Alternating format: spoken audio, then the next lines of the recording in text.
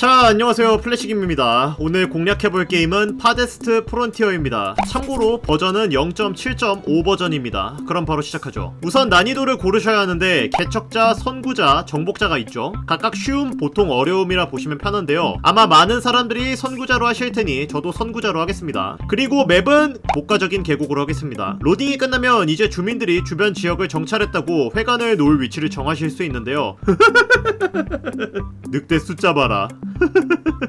개망했습니다. 이럴 때는 맵 다시 뽑기 하는 게 정신 건강에 이로워요. 우선 맵을 뽑을 때 중요한 요소가 두 가지가 있는데 하나가 약초고 나머지 하나가 야생동물입니다. 특히 약초는 꼭 필요해요. 약초가 없으면 장염으로도 주민이 죽어버리기 때문에 1순위로 반드시 있어야 하고요. 야생동물은 뭐 식량 때문에 필요한데 식량은 낚시로도 해결할 수 있으니 호숫가 근처를 추천하시는 분들이 많거든요. 그분들은 생선은 씨가 마르지 않는 훌륭한 자산이라고 이야기하지만 생선도 계속 낚다 보면 씨 마릅니다. 그리고 생선은 가죽을 안 줘서 구두랑 코트를 제작할 수가 없어요. 그러니 근처에 약초와 암사슴이 있는 곳을 잡아서 회관을 건설해주세요. 점토는 비교적 가까운 곳에 있어야 하고요. 석탄, 철광석은 좀 떨어진 곳에 있어도 괜찮습니다. 아무튼 스타팅 지점을 선택하셨다면 이제 빌드업을 하셔야 합니다. 우선 이 설계도를 봐주십시오. 이것은 한 외국인이 스팀 아트워크에 올려놓은 청사진입니다. 더보기에 제가 참고한 유튜브 영상 링크도 걸어놓겠지만 공략 정보는 찾아보니까 괜찮은 것들이 많더군요. 그 중에서 위쪽에 있는 이 도면이 바로 주거지역의 배치도인데 사면 구석에 집을 배치하고 중앙에 학교, 시장, 병원 등을 배치한 밀집형 주거단지입니다. 저렇게 배치한 이유는 여러가지가 있는데 지금 설명하면 복잡해지니까 하나하나 나중에 설명드리겠습니다. 제가 한 가지 확실하게 말씀드릴 수 있는 건 처음부터 빌드를 빡세게 짜지 않으면 나중에 정말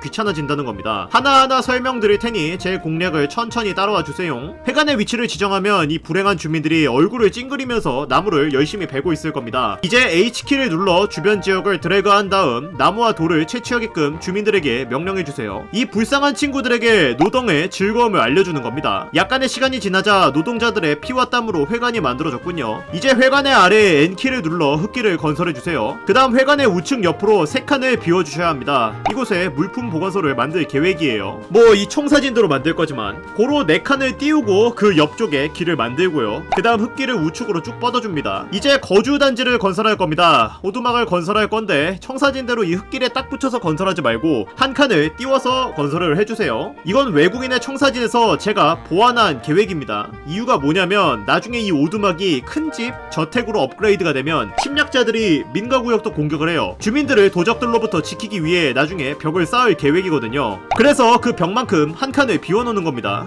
우선은 집을 이렇게 6채를 건설해주세요. 그 다음 이제 위쪽으로 흙길을 뚫어주겠습니다. 지금 보시면 11시 방향에 커다란 호수가 있어요. 저 호수 근처에 버드나무 가지와 약초들이 있습니다. 호수에서 낚시를 할 수 있으니 생선들도 쉽게 잡을 수 있을 거고 1시 방향에는 암사슴들이 뛰어놀고 있어요. 정말 훌륭한 노다지군요. 이 위쪽 지역에 임시 생업지구를 만들고 저기서 식량을 공수해보도록 하죠. 우선 사냥꾼의 쉼터와 낚시 사냥터 그리고 훈제소를 건설해 주시고요. 그 사이에 채집꾼 쉼터를 건설해 주세요. 그 다음 길 끝쪽에 야적장을 건설해 줍니다. 야적장 옆에는 장작 제작소를 하나, 그리고 마지막으로 우물을 이 건물들 옆에다 배치시켜 줍니다. 이것들 우물 배치 안 하면 호수에서 물 떠먹다 장티푸스 걸려요. 이제 사냥꾼 쉼터를 클릭해보면 이런 식으로 건물 주변으로 노란색 원이 보이시죠? 저게 저 사냥꾼이 탐색하는 범위인데 위쪽에 이 아이콘을 클릭하셔서 사냥꾼의 위치를 바꿔주시길 바랍니다. 사슴이 있는 곳으로요. 안 그러면 사냥꾼이 바보가 될 거예요. 채집꾼 쉼터도 마찬가지로 범위를 지정하시고 이제 경작지를 개간할 건데 마침 7시 방향에 비옥한 땅이 있군요. 녹색 부분에 가까울수록 비옥한 땅입니다. 우선 경작지는 5×5 사이즈로 개간을 해주세요. 저게 최소 사이즈인데 개간은 일단 5×5로 하시는 게 좋습니다. 이유는 농사 때 한꺼번에 설명을 드릴게요. 순조롭게 마을이 확장되고 있습니다. 다만 건설해야 할 건 많은데 목재가 부족하니 고통이군요. 자, 이제 야적장이 건설되었습니다. 회관 앞에 커다란 수레가 하나 있는데 여기에 보시면 원재료에 나무, 돌, 장작 이런 것들이 있어요. 이것들을 체크해주세요. 그래야지 돌, 나무, 장작 같은 원재료를 주민들이 야적장에다 가져다 놓습니다. 이제 물품 보관소를 회관 옆에다 하나 건설하시고 하시고요. 사냥꾼, 낚시 쉼터, 그리고 훈제소를 하나씩 더 건설해줍니다.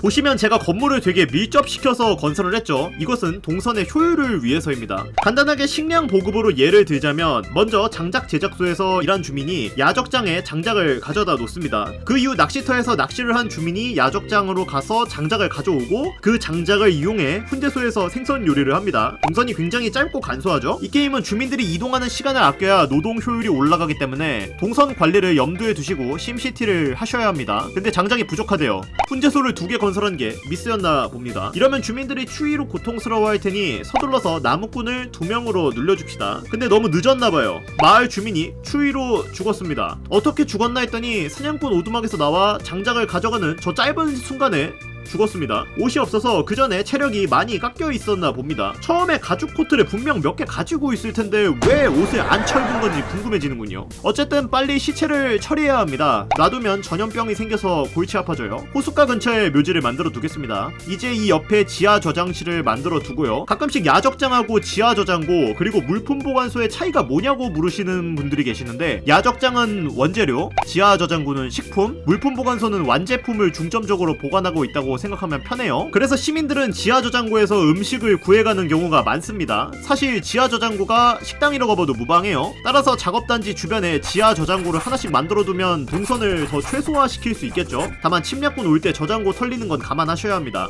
선택은 여러분들 몫이에요. 이러고 있는데 벌써 새해 2년도군요. 이제 판자 제작을 위한 톱질 구덩이 그리고 제역소를 만들겠습니다. 참고로 이 두 구조물은 냄새가 오지는 거주물이라 거주 지역에서 어느 정도 거리를 두고 지어주셔야 합니다. 저는 그래서 회관 왼쪽 편에 건설했고요. 저곳을 산업지구로 만들 계획입니다.